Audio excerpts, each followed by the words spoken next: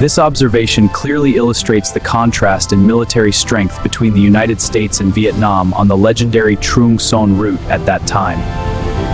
The U.S. Air Force's interdiction campaigns targeted the Ho Chi Minh Trail, a vital supply line for North Vietnamese forces.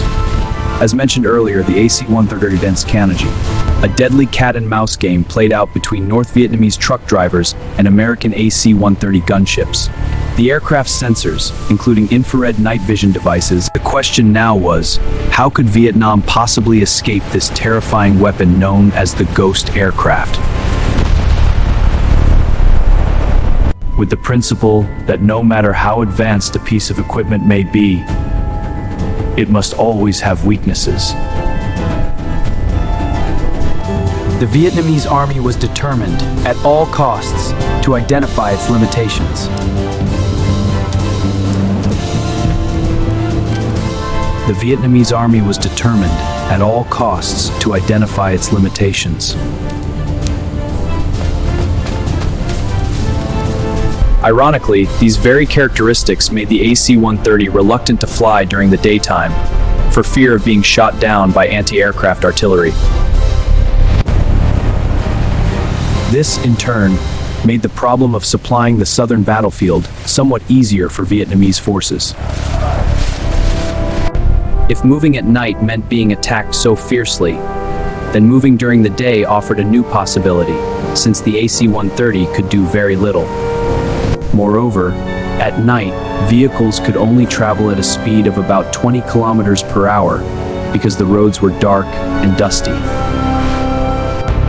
By switching to daytime transport, trucks could travel at speeds of 30 to 40 kilometers per hour,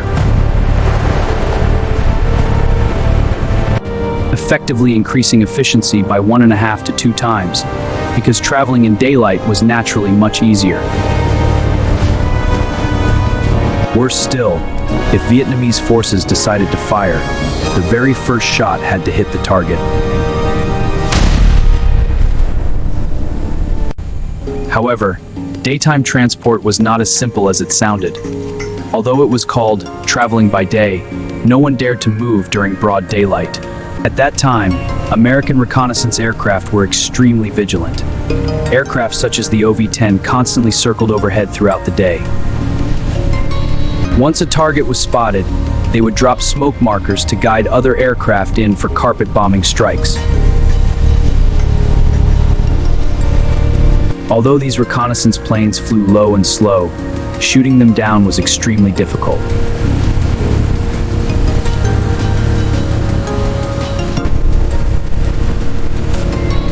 If the first round missed, the entire artillery position would be exposed.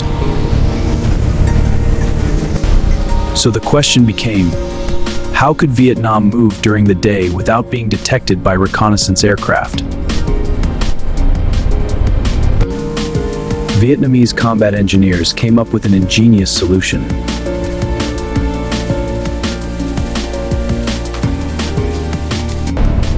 They created concealed roads, covering them with thick layers of forest foliage overhead so that vehicles could move underneath.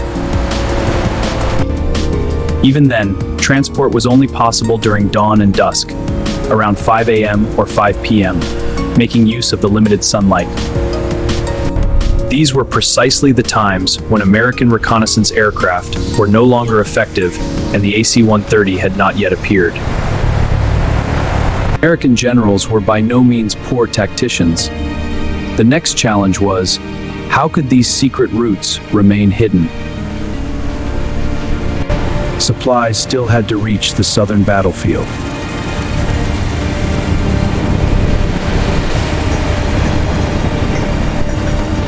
Nothing on the night vision film. The road is completely empty. But this report shows a massive surge in troops and ammo.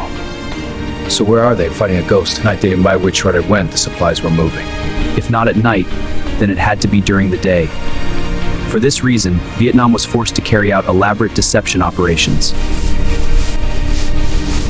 At night, trucks were still sent out with their headlights brightly lit, traveling along open and exposed routes. Routes deliberately chosen so that the enemy would detect them and focus their bombing there. Not only that, Tunnels were dug with machines placed inside to generate electrical sparks identical to those produced by truck engines. This convinced the Americans that Vietnamese supply operations were still taking place within their surveillance zone, prompting them to repeatedly bomb those locations. Any damaged trucks or destroyed cargo would then be deliberately dragged into the middle of the road and set on fire, making the Americans believe they were successfully destroying a large number of valuable targets. Vietnamese forces even deployed anti-aircraft artillery along these decoy routes, reinforcing the illusion that these were the country's most vital supply lines. They're throwing everything they have at this sector. That's their throat. We squeeze there, and the whole South starves. This made the Americans even more certain that these were the strategic arteries. Yet all of this was merely a brilliantly executed deception strategy that the Americans never expected. The deception was so effective that even when reconnaissance aircraft discovered the foliage-covered roads, found a suspected hidden corridor at coordinates 15.4 N, 106.8 E. No activity visible, likely a night-only bypass. They assumed these routes were only being used for night transport, not for daytime movement. Look at that spike, another engine spark, right on target. They can't hide from physics. Primitive, thinking bushes and trees can block us. But even the luck of a piston. You can't hide physics. The heat will bleed through, and the electrical noise will scream. No amount of camouflage beneath tree cover could possibly conceal vehicles. There's nothing there but trees. As a result, they left those covered routes alone, convinced that such efforts were simply a waste of time and manpower. However, in the end, the enemy did realize that Vietnam had shifted from night transport to daytime supply operations. And as expected, what had to happen eventually did happen. Since daytime fighter aircraft lacked the advanced electronic equipment used at night,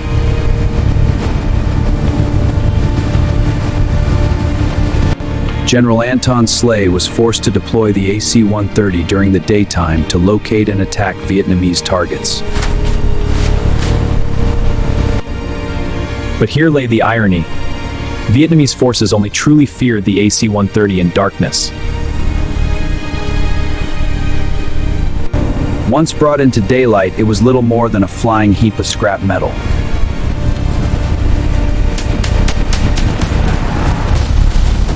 It was large, heavy, slow, and unable to fly at high altitude. This made it highly vulnerable to anti-aircraft fire.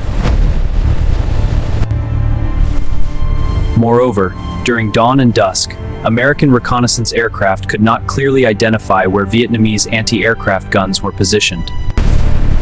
I have active fire, but I can't fix the position. Shadows are too deep. Abort the heavy hitters.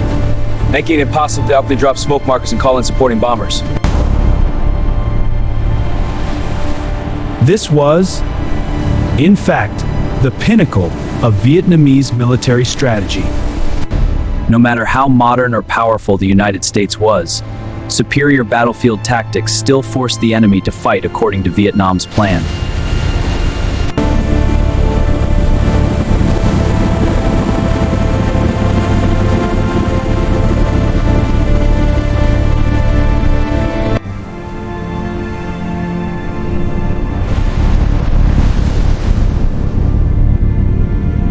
This raises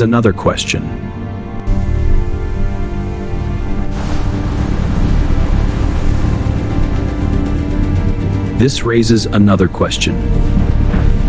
How was it possible that after years of bombing, the Americans still knew almost nothing about the concealed routes that the Vietnam continued to use for transport?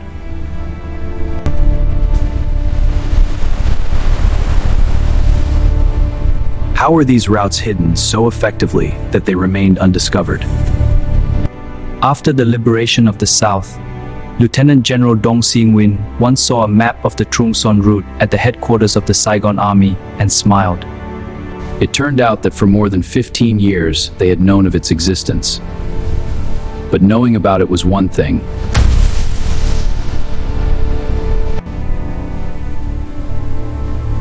Being able to use that knowledge effectively in military strategy was something entirely different.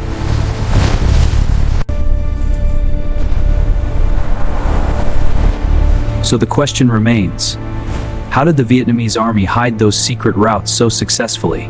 Michael McClear once remarked that the Trung Son route was developed under conditions that seemed as primitive as those of the 2nd century BC, yet the battles fought along this trail employed techniques that signaled the 21st century.